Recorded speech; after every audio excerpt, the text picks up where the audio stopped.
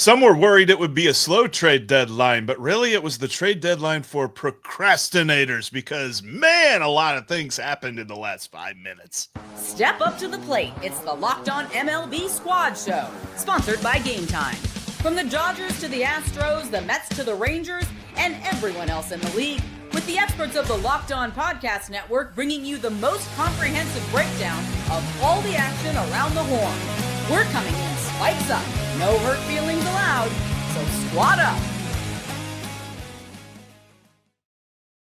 Welcome into the latest edition of the Locked On MLB Squad Show. We have a packed squad for you here today because joining me is Brian McKeon from Locked On Yankees, Brandon Warren from Locked On Twins. Moment of silence for him.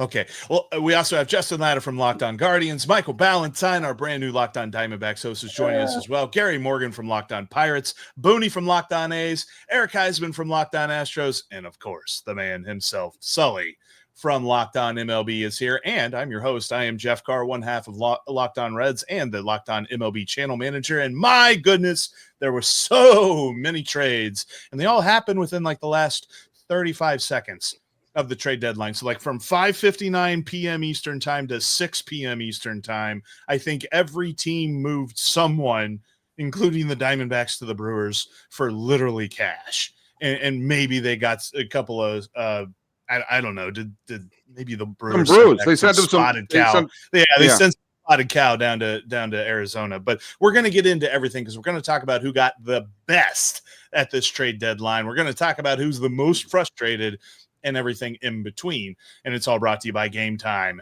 Download the Gametime app today and create an account and use the promo code LOCKEDONMLB to save $20 off your first purchase. All right, guys, who improved the most? I mean, the Padres acquired a whole new team, didn't they? Yeah, I feel, and they got rid of an entire farm system in the process. So they're better now, but 2028, well, there won't be baseball in 2028, so we won't even worry about that. Yeah. I'd actually sit here and say that I think my team improved the most with the Yankees. Yeah. And I would fight you with the Padre one only because the Padres, like you said, made their future significantly worse. They traded away all their top prospects. The Yankees got 7 new players, revamped their entire bullpen and their entire left side of their infield. And while doing that, didn't give up a prospect better than their 8th prospect in the system.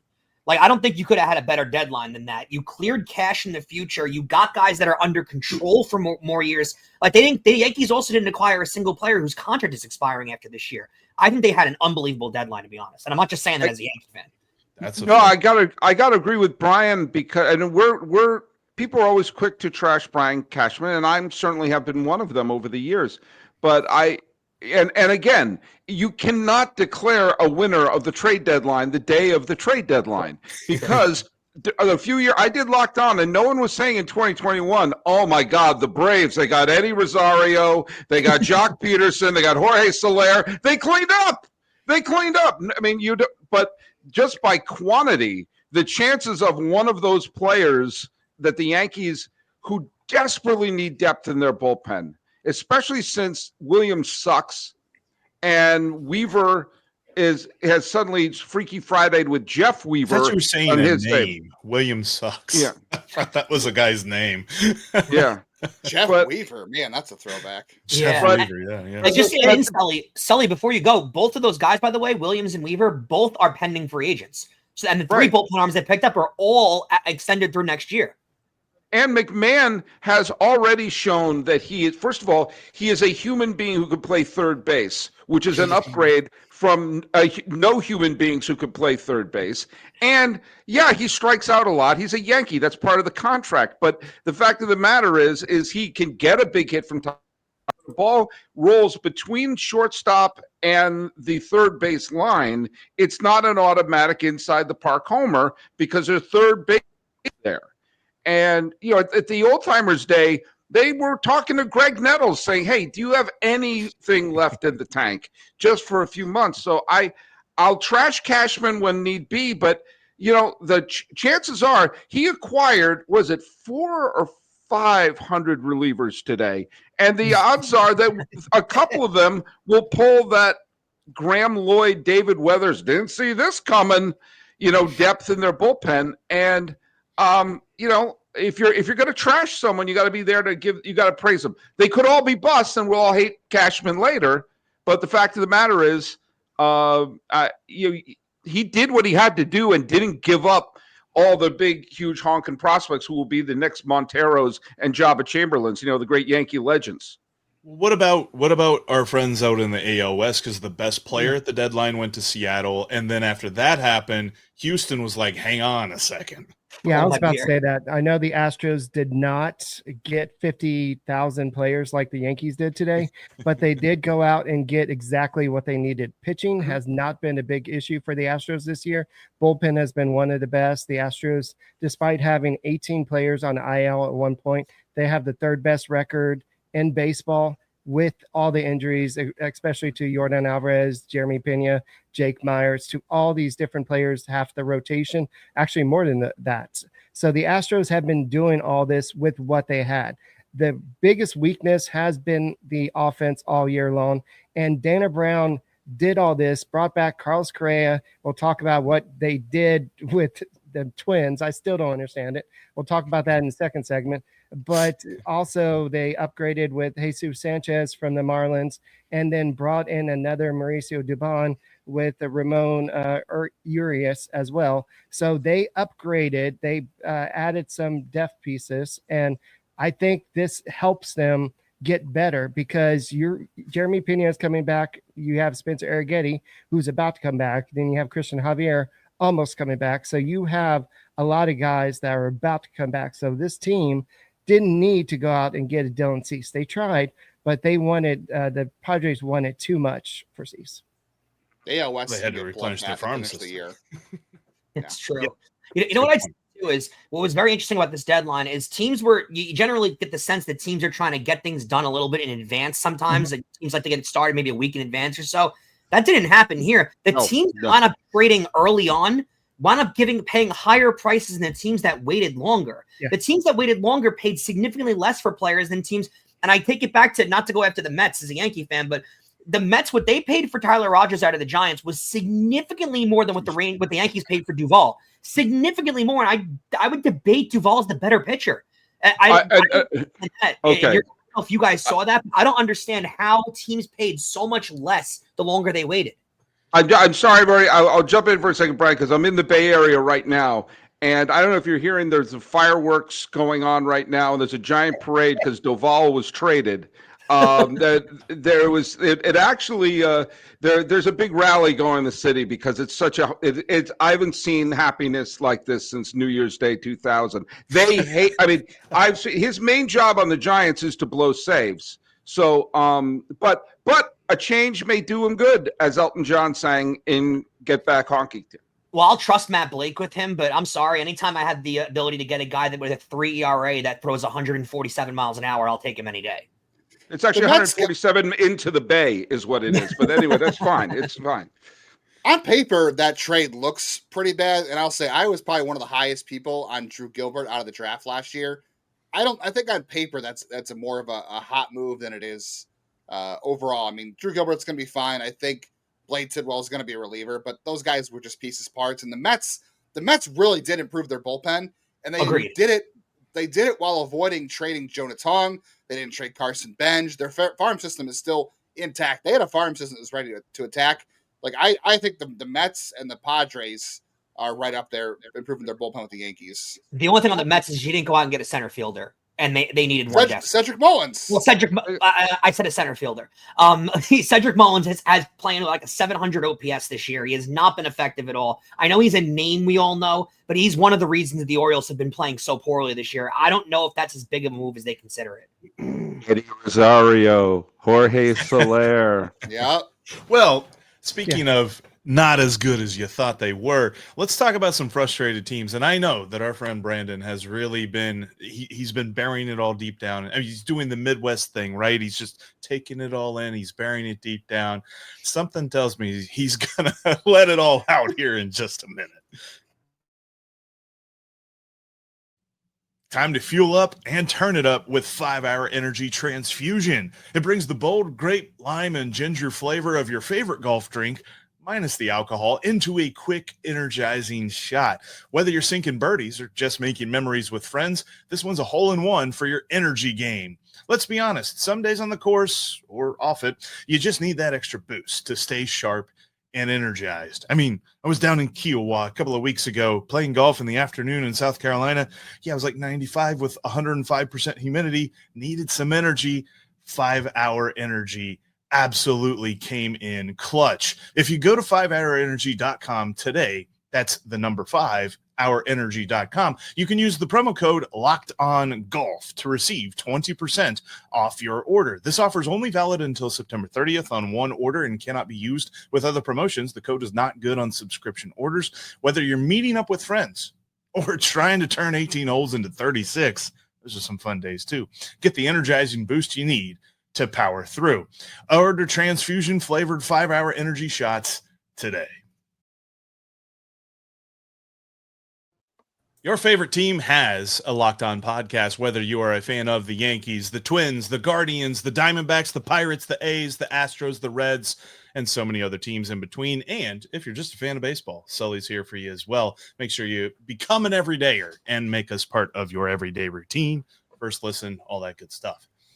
All right, so we talked about the teams that got better. There are some teams that I think are frustrated, and I don't necessarily know if frustrated is the right word, but my Lord, the Minnesota Twins have a major league roster now, right, Brandon?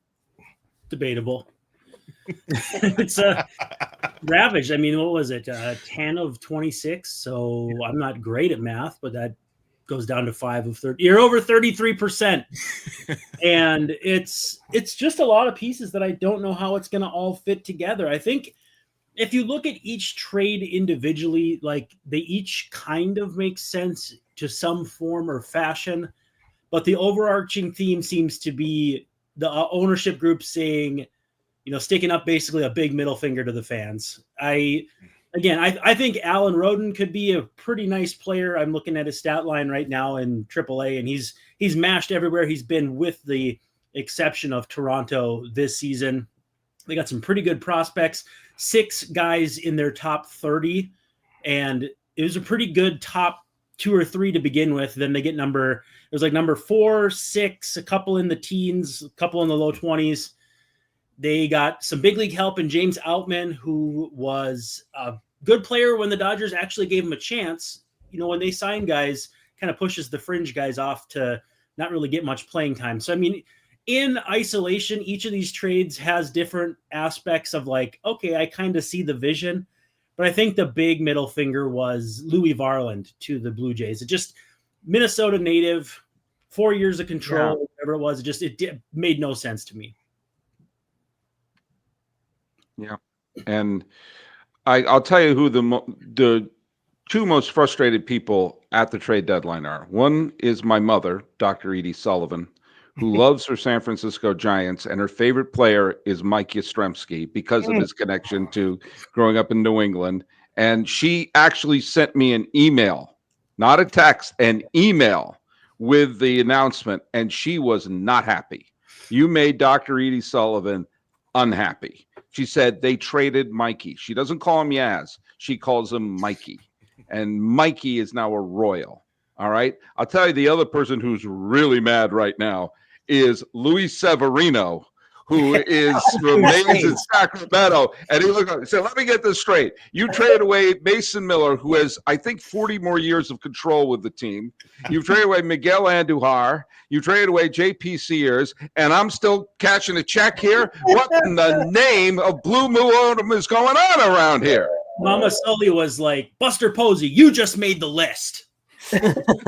Oh yeah. That's my mom right now. Buster Posey's in my mom's doghouse right now. Yeah, she's thrilled that Doval is traded. Oh my God, we're actually having a big dinner tonight to celebrate the trade of Doval, but she is not happy.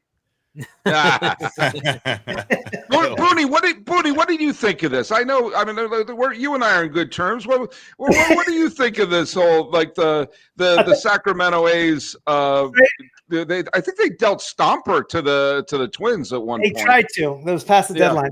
Yeah, he's starting tomorrow. Listen, Mason Miller is no question absolutely electric, but baseball has shown us that its history is absolutely brutal to closers, right? Yeah. They flash hot, and they fade fast. When you're talking about Mason Miller, take a look at the comps and what he got. Now, you talked a little bit about Camilo Duvall. When Camilo Duvall was an all-star with the Giants, he was thought of in the same way, in the same breath as Mason Miller is today. Right. Think about what the A's got back for Miller. They got back comparable to what the Nationals got for Juan Soto and for what the White Sox got back for Chris Sale. If you want to look at comps and similar aces with team control. That's a great point. I thought they sold high. Here's another interesting stat. In the last 20 years, there has been over 250 closers with over 20 saves. Right.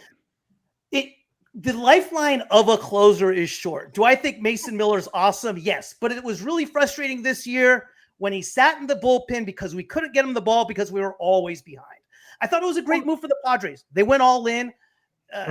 They put themselves probably in one of the best bullpens of all in baseball, probably the best, without a doubt. So I love the trade and who they got back. But with that being said, it is prospects. And with prospects, they are exactly that.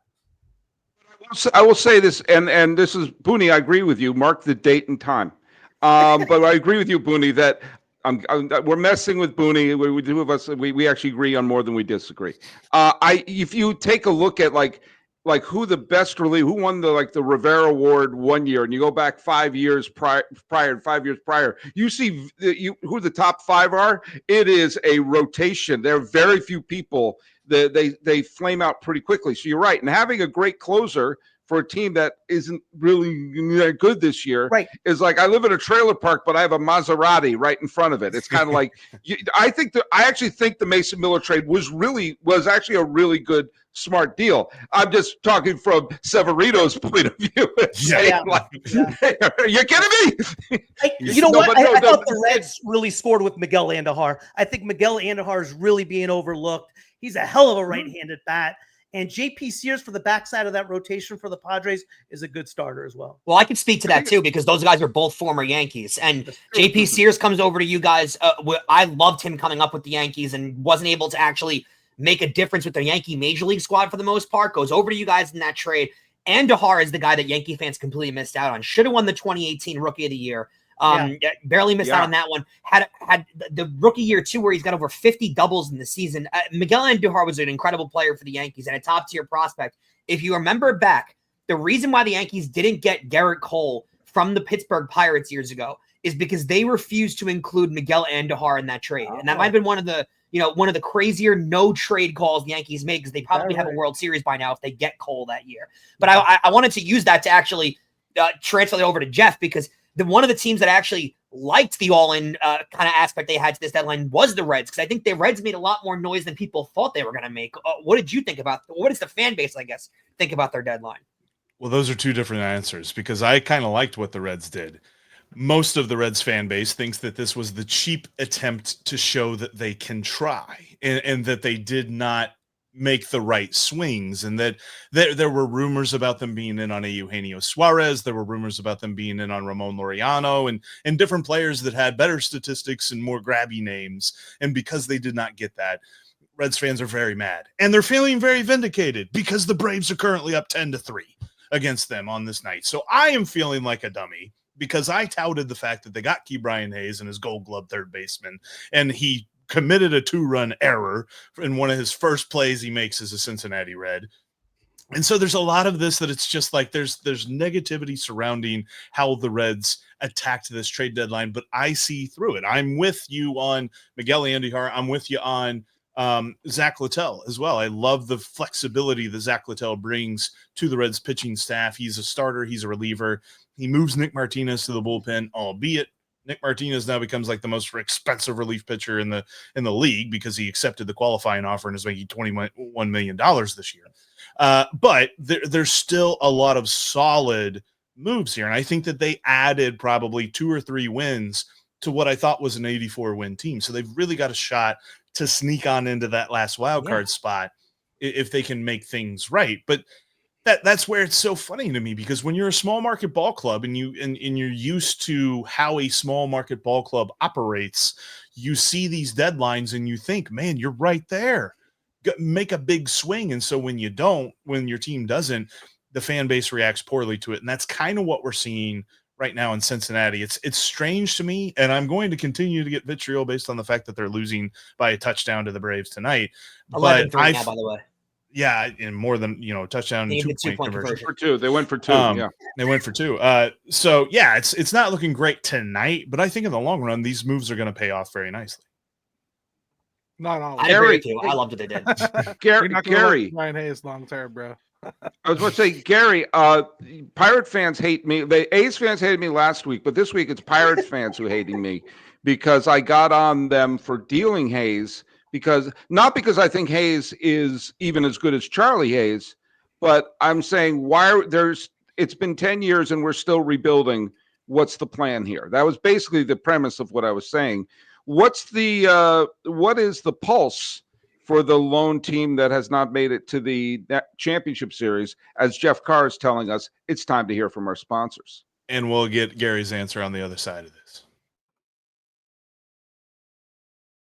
Today's episode is brought to you by Gameday Hue, and so is this hat that I'm wearing. For Reds fans like myself, this one hits the mark. Gameday Hue makes clean, no logo gear with team-inspired colorways for every pro and college fan base. It's all about letting your colors speak for you, because no giant logos on Gameday Hue stuff, just smart, versatile style that works on game day, on the course, or anywhere in between.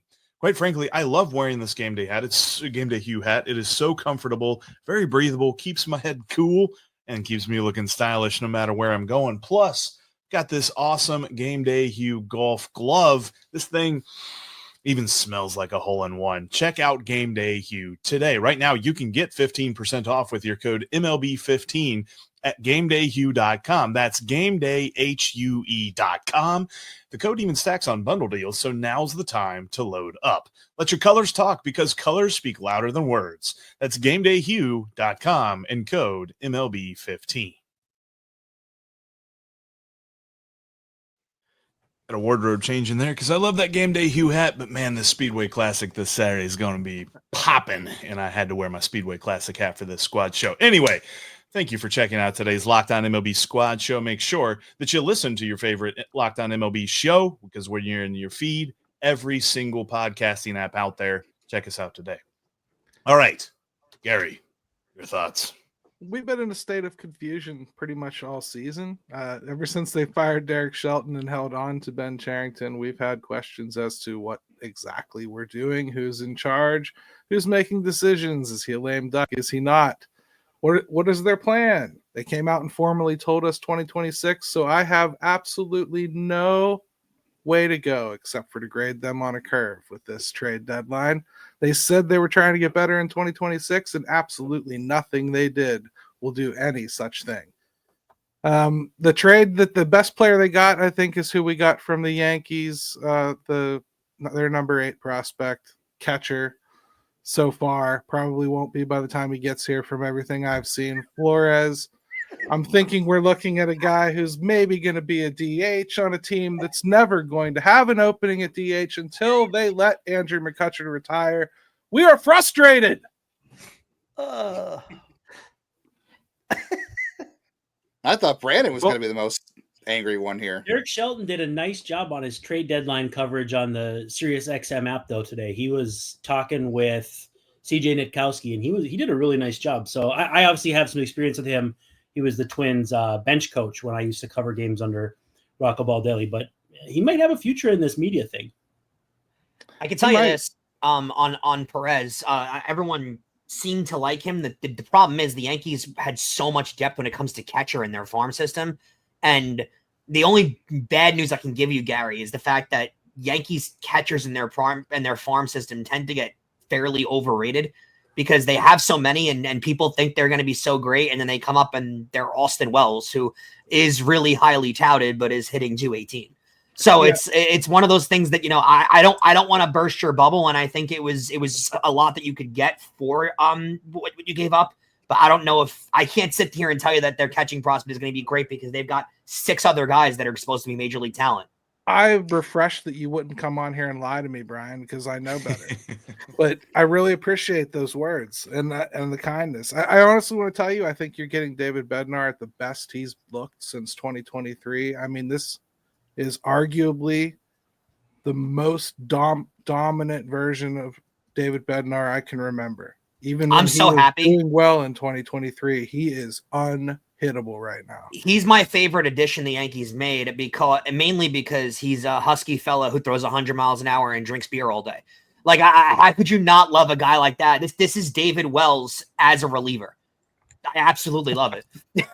David Wells averaged 88 in his fastball back in the day, and showed up to the ballpark with a couple beers already in the tank. And Bednar throws about 107. So legit though, we are confused. They kept rentals. They didn't trade all their rentals. Like, we still have Tommy Pham, who has been one of the hotter hitters in baseball the last month. I can't imagine somebody didn't want to give a bag of balls for him. So it was unbelievable. We still had him, and everything else they did looked like we're trying to shed salary. So to hold on to rentals when you're trying to shed salary doesn't make a lot of sense. And again, didn't Ben Cherington say he didn't think that they needed to make any moves? Like, they felt like they didn't have to make a trade, and it's like, what are you talking about, dude? Yeah, man. I'm trying to keep track of the lies, but it's difficult. I do chronicle them daily on this show I got on this network, but it's tough, man. Like, we honest to God, I think honestly we just don't know the direction we're rowing. We've been told 2026. Nothing they did addresses 2026. The closest thing they have to it is Cam Devaney, who they traded Adam Frazier for 2 weeks ago. He's 29 years old and hasn't debuted yet. Okay? Yeah, you're blocked by Bobby Witt, but you're blocked for other reasons if you're 29. Mm-hmm. Hey, Gary, Brandon, do you guys need a hug, man? Can we bring it in, Gary and Brandon? Boone, get in there too, man.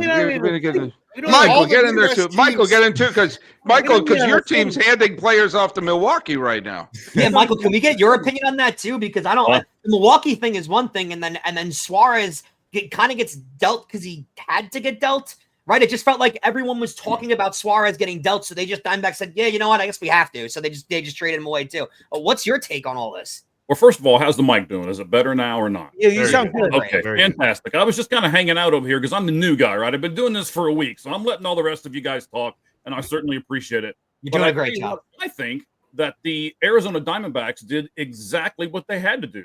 They traded away a bunch of rental pieces, right? They traded away Naylor and Bridget and Kelly and Miller and Gino Suarez, and they got nine prospects back for them. 6 of them are starting pitchers and are either AAA or already had their debut in the major leagues. So 6 of the 9 prospects are close, unlike Pittsburgh. Sorry, Gary. And so they also were fiscally able to do that, and they were doing it smart as far as a business-wise goes, because they just saved $18 million on all of the trades that they made. The main one being the one that everybody wants to knock right now, which is we gave Jordan Montgomery and Shelby Miller to the Brewers and had them pay the majority of that salary. So they paid $3 million of that salary, by the way, and then we get a player to be named later on top of it. So they saved a lot of money. They traded to people that they were going to expire anyway, and they weren't going to get anything for. And the last thing I want to say is this, and I'll let you guys kind of go from there. They did keep Zach Gallen, and a lot of people are like, why'd you keep Zach Gallen for? Well, they can do a qualifying offer for Zach Gallen, and then once he either rejects it or takes it, wouldn't you, if you're Zach Gallen, you've got a 6.66 ERA, wouldn't you sign and take that qualifying offer and try to get yourself, a comeback year and then get another contract later on, 4 or 5 years for big money? So I honestly think the Diamondbacks did everything right. It's just sad because we're not going to make the playoffs, and we know it going in. Can I say that's a very mature response from a fan base who just kind of like, from a team that just kind of like waved the white flag on the season? That's a very Twins. He's new. He doesn't know you're supposed to be irrational and scream and everything like that. He hasn't been beaten up yet online. No, he's 100% right. He's 100% right. Yeah, the Diamondbacks do what they're supposed to do. Before we get out of here, Jeff, can we just address this? What on earth were the Cubs and Tigers doing? They're having fantastic years. the Cubs must have like lost cell phone service. The Tigers got a shell of Charlie Morton, and they traded for Kyle Finnegan. Like, Kyle Finnegan's fine, but like the Tigers, dude, you're having one of the best years you've had since peak Miguel Cabrera time. And the Cubs have a great farm system. They didn't want to trade a guy who's essentially a DH in Moises Ballesteros, and you got Willie Castro and Mike Soroka.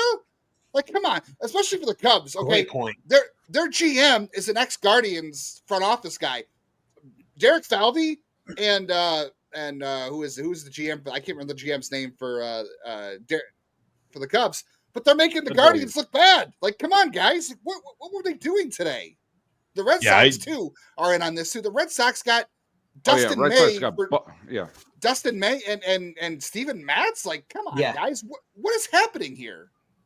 Yeah, I kind of feel like our friends Sam, Matt, Gabby, and Scott kind of stayed off because they're like just still seething because of what their teams did at this deadline. I mean, the Cubs are a short winning streak away from possibly being the best team in baseball. You have the Tigers, who have been at one point the best record in baseball. And then you have the Red Sox that it feels like they're on the cusp of making the American League wild card, because currently right now, if we all banded together and made a team, we probably can make that final wild card spot. I think that there is so much missing from these teams. And oh, by the way, none of them are small market. Like, none of those teams are small market teams. They are. Well, you know what's crazy too, Jeff, is all these teams saw teams that they're chasing or in their division right behind them make moves. So you'd think that when the Cubs see the Brewers make moves, when the Red Sox see the Yankees and the Blue Jays make moves, you'd think that would inspire those teams to let's get on the move here. Let's do something, because we got to say on Pat to just sit. You kind of, Eric, I see you nodding your head. As soon as the Astros started doing stuff, the Rangers picked up their tail and were like, "Oh, the Astros responded to the Mariners too." Exactly. Mariners, you see this happening across the league, and I don't understand. You saw it the night before with the Phillies and the Mets tag teaming on different bullpen pieces. I don't understand how, when teams in your division do stuff, how you just sit pat and go, you know what? No, we're fine. Everyone else got better, and we're behind them. We're good. The Angels even were buying, which I don't think they should be, but like, what's up with that? At least like they are the perpetual buyers. They always buy. No one can explain that one. Apparently, they have Angels in the outfield right now. Yes, they think that Danny Glover is managing the ball club right now, and I think that might work out for them, and probably won't. But the last thing that I will say, the one team that I kind of want to, I'm interested to see what Kevin and Ulysses really have to say about this, because I do not know what the Tampa Bay Rays did, but for some reason I have this feeling that they will have been the smartest team at this deadline, because they just get trades right and they don't lose those trades. As much as it was, we're going to trade with the Reds and we're going to throw one of our prospects over here to the Dodgers and we're going to bring in some more prospects from them, and then we're going to bring in Griffin Jacks, and it's like, wait a minute, are you sellers? Are you buyers? They're the Rays. And that's who they are. They're annoying. They are in their own category at the deadline. They're Actually, I like this stuff at the winter I like that meetings. approach when you are not like a hardcore contender. I like that approach that you can buy long term. Like the Cubs did it last year. They got Isaac Paredes. The Cubs had a better trade deadline last year when they weren't in it than they did this year, because they flipped Isaac Paredes into Kyle Tucker. Like, yeah. What did you do? Can we do a poll of who the big winners are? Because I'm actually curious to see what everyone thinks, to be honest. Not October. It's not October. We don't know yet. But you don't know yet. But you know how you feel based on what teams gave up and what teams got. Like there are feelers out there of who won and who lost. And we know who lost. The Twins. The Yankees won in 2002 because they picked up Jeff Weaver, and the Red Sox won 2007 because they got Eric Gagne. So sometimes these things work out well. If I was to rank it, I would say Mariners, Astros, and Yankees. 1, 2, 3. Nobody mentioned the Blue Jays, but they did some pretty good things. They're the best team in the AL record-wise. Getting Bieber, if he's even close to what he was before, and they can exercise the option on him. And then it's a mutual option. Oh, it's a mutual. Okay, well, I'm here to tell you Louis Varland is fantastic. They're going to love having him. And Sir Anthony Dominguez, I mean, they needed help in the bullpen. Jeff Hoffman has been an enigma. I thought they did a pretty good job of fixing the few woes they had. You'd like to see better starting pitching from them, but I think they have the guys to get that done, and then Bieber in that mix too. I like what Toronto did. It wasn't flashy, but I think it could be very beneficial. I got to Sully, run. close us out. I got to run. I got to run. Take care, everybody. And I think the Senators won. And that on that bombshell, it's time to end. Thanks so much for checking out this Locked On MLB Squad show. Appreciate everybody for joining in. Like we said, make sure you check out your favorite team's Locked On podcast. We have a podcast for your favorite baseball team every single day, covering your team all the way, because we are part of the Locked On Podcast Network, your team every single day.